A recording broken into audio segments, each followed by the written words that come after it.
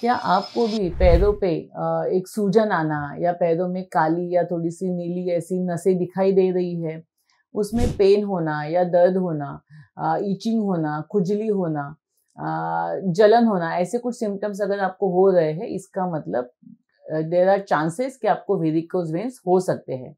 Varicose veins एक ऐसी बीमारी है कि जो आजकल बहुत ज़्यादा मात्रा में दिखाई देने लगी है।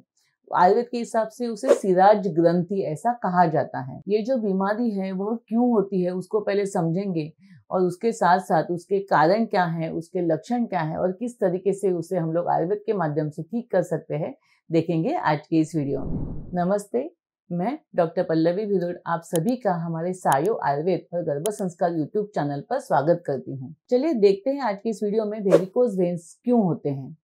वेरिकोज वेन्स इसको समझने के लिए हम लोग समझेंगे कि नॉर्मल ब्लड का सर्कुलेशन हमारे पैरों के अंदर कैसे होता है। हमारे पैरों में या पूरी बॉडी में दो टाइप की नसें होती है, एक होती है आर्टरी और एक होती है वेन। आर्टरी जो होती है वो हृदय के से हार्ट की तरफ से जो अच्छा वाला ब्लड है वो बॉडी ऑर्गन को सप्लाई करने का काम करती है, और जो वेन्स होती है वह वो उस बॉडी पार्ट में जमा हुआ जो इम्प्योर ब्लड होता है, डीऑक्सीजनेटेड ब्लड होता है, उसे हृदय के मार्ग में हृदय तक या हार्ट की तरफ लेके जाने का काम ये वेन्स करती है।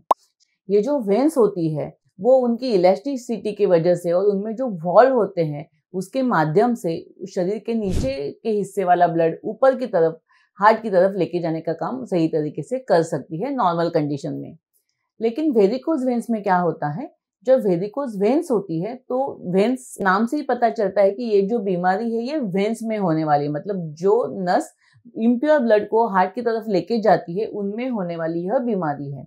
उसमें जो वॉल्व होते हैं वो हल्के से थोड़े से वीक हो जाते हैं, जिसकी वजह से जो ब्लड ऊपर की तरफ गया है हार्ट की तरफ वो थोड़ा सा फिर से नीचे की तरफ आ जाता है और वहीं पे जमा हो जाता है, और उसकी जो इलास्टिसिटी है वह भी कम हो जाती है, जिसकी वजह से पैरों की नसों में वह खून जम जाता है, गांठें जैसी बन जाती है, काली और नीली ऐसी हमें नसें पैरों के स्किन के ऊपर दिखाई देती है, और इसी को हम लोग वेरिकोज वेन्स ऐसा कहते हैं। अभी हम लोग समझेंगे कि ये वेरिकोज वेन्स किन लोगों को होता है। सबसे इम्पोर्टेंट जो उसका रीजन है, क्योंकि ये पैरों में होने वाली बीमारी है, जो लोग ज्यादातर खड़े रहने का जिनका काम है, दिन भर जो खड़े रहते हैं, ऐसे कुछ प्रोफेशन होते हैं जैसे कि टीचर है, बस कंडक्टर है, या कुछ लेबर जो है, या कंटिन्यूअसली जो किचन में खड़े रहने वाले महिलाएं होती है, उनको ये ज्यादातर तकलीफ होती है। जो वॉचमैन होते हैं, सिक्योरिटी गार्ड्स होते हैं, उन लोगों को कंटिन्यूअसली खड़े होने की वजह से ये बीमारी हो सकती है। उसके साथ साथ जो लोग ऐसी बैठे वाले पोजीशन या सिटिंग पोजीशन में काम करते हैं लेकिन उनके पैर हमेशा हैंग रहते हैं,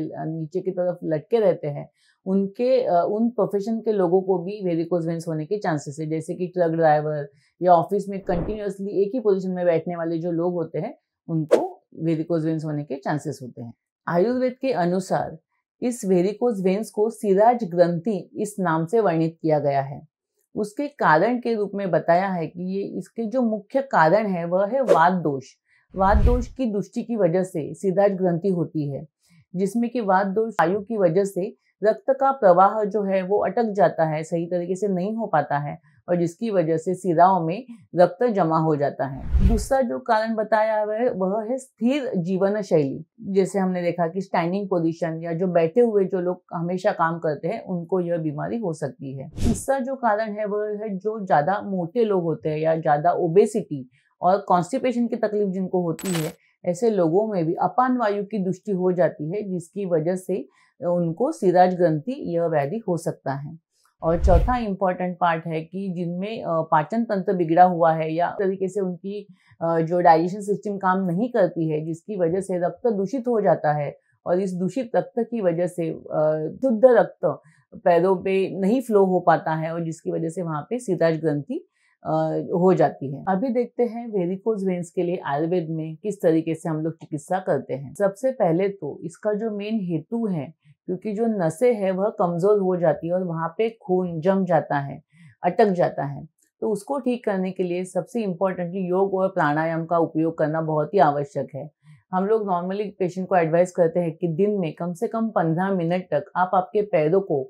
शरीर से ऊपर उठा के, अगर पॉसिबल है तो 90 डिग्री में वॉल का सपोर्ट लेकर अगर पैरों को ऊपर खड़ा कर सकते हैं दिन में 15 मिनट, तो वहाँ पे जमा हुआ जो खून है वह हार्ट की तरफ आ सकता है और वो नसों को राहत मिल सकती है, वहाँ का प्रेशर कम हो सकता है, जिससे कि वेरिकोज वेन्स में काफ़ी कमी दिखाई देती है।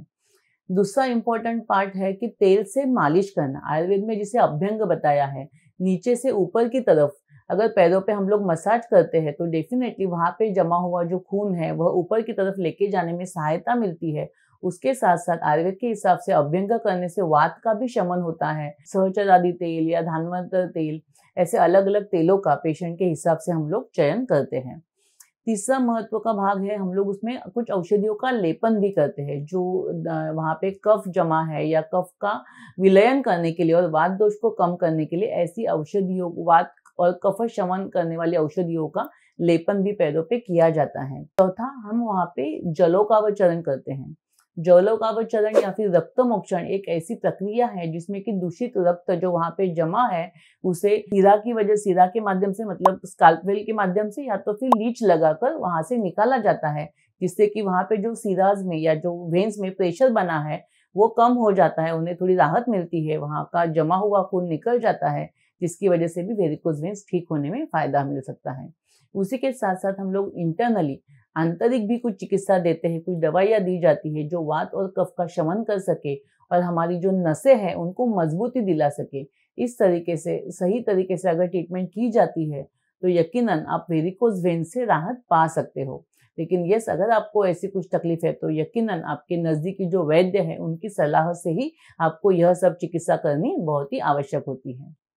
यदि आपको भी वेरिकोज वेन्स की तकलीफ है और आप इसके बारे में और जानकारी चाहते हो तो आप कमेंट बॉक्स में लिखकर भेज सकते हो या हमारे क्लिनिक में विजिट भी कर सकते हो।